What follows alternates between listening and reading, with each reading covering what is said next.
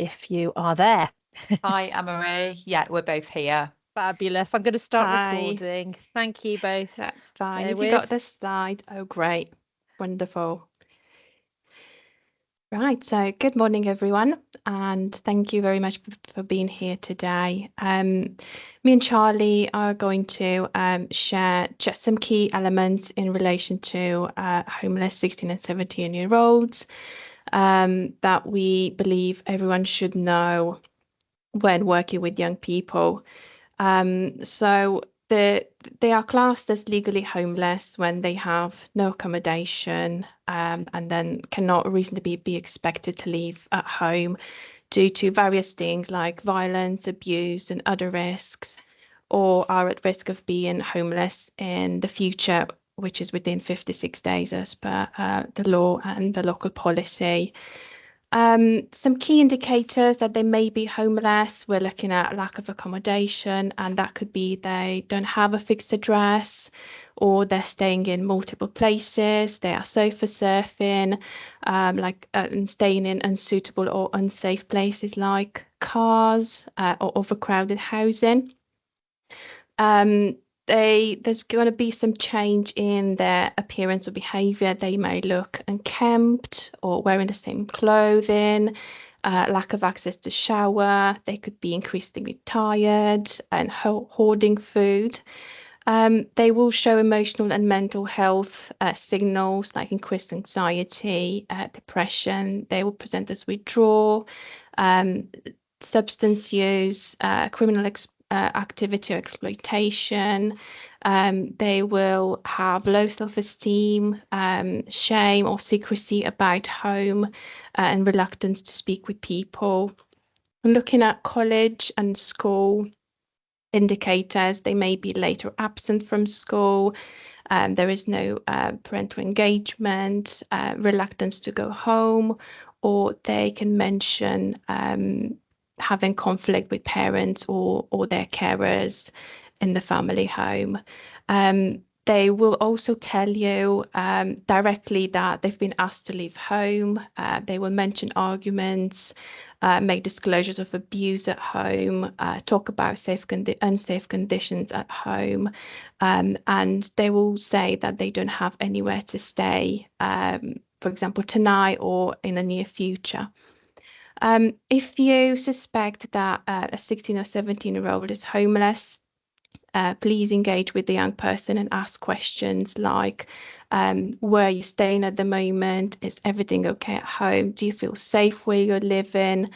Help them access some support and signpost them to services like housing and social care services. There's some charities in the county if they need any mental health or substance misuse services.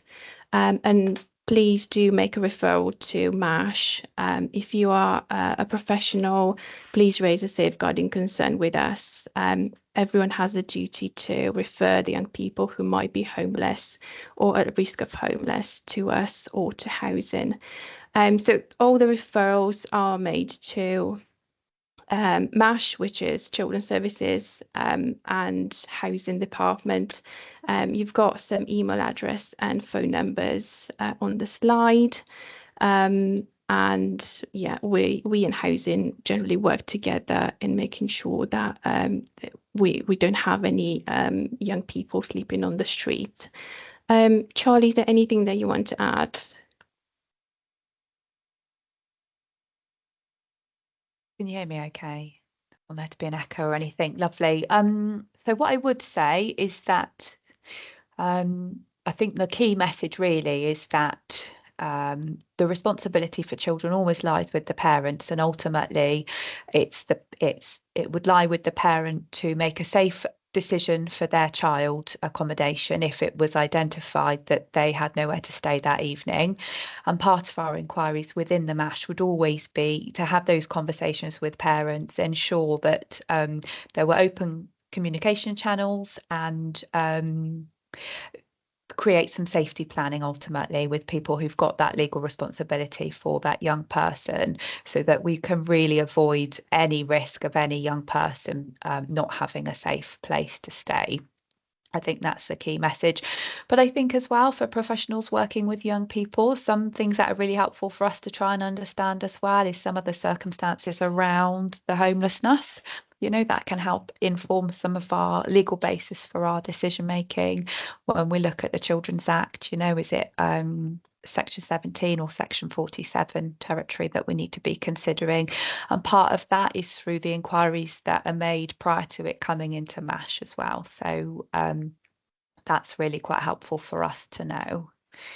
Can we go on to the next slide? Is that all right? Got here like a little roadmap.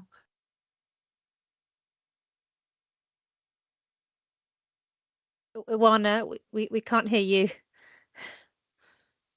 Thank Okay, you. can you hear me now? Good.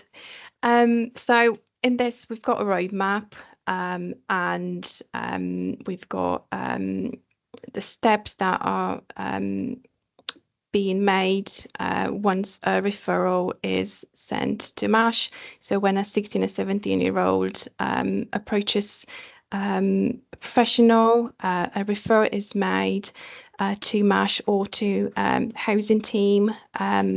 MASH and housing are working closely together with each other, and if a referral is received in MASH, we will notify Housing Solutions team of this, and the other way around. If there is a concern about homelessness, then a joint assessment is being completed within 24 hours if the young person is homeless, and during this assessment, there will be a social worker, a duty housing officer, the young person in question, and if they need an advocate, they will also be present to make sure that their wishes are considered.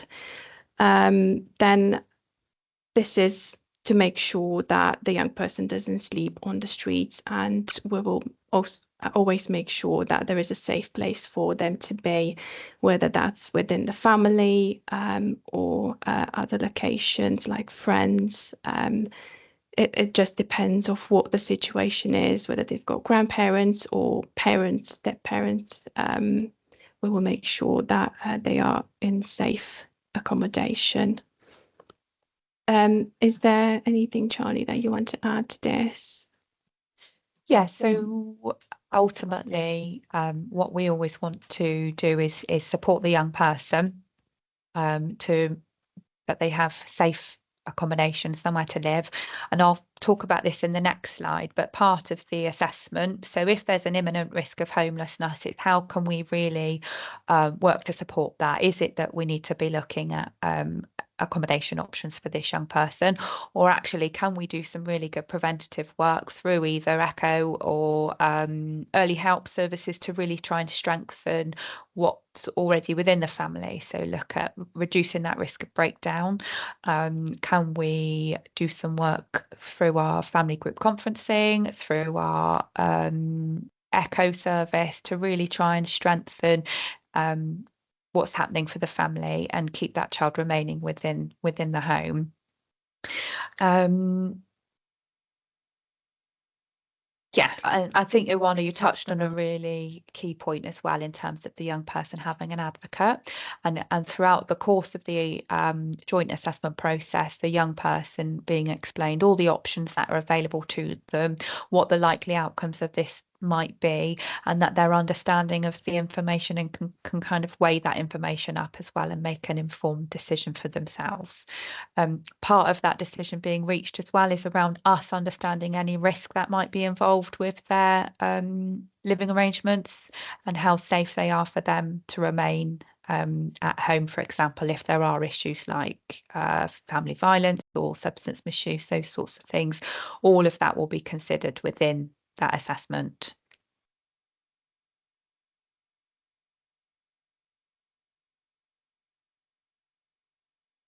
Okay, so we've moved to the next page. I think Charlie's already mentioned some of these services under the Early Help of Children services. Of course, we've got Housing Solution team where they have their own support services which are being mentioned there. But yeah, in terms of children's services, we do have early help support, and we've got the intervention from a social worker through an assessment, where they will establish what the level of support this young person requires.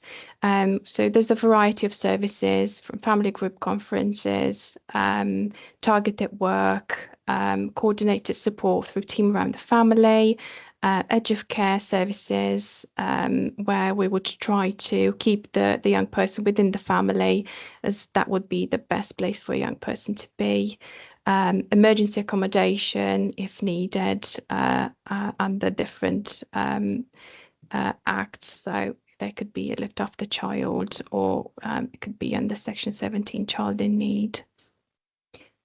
Anything, Charlie, that you think we might add?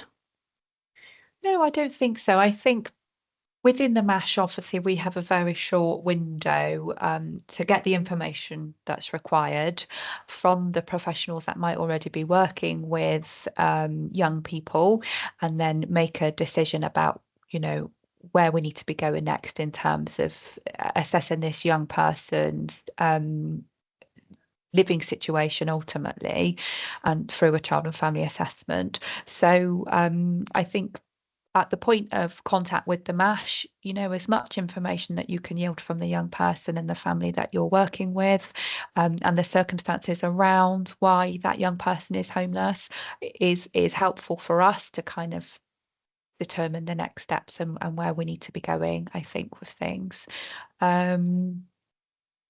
Yeah, I think that's all I need to add there.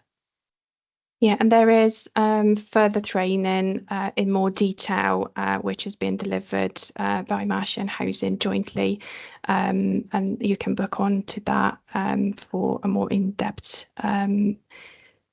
knowledge if needed.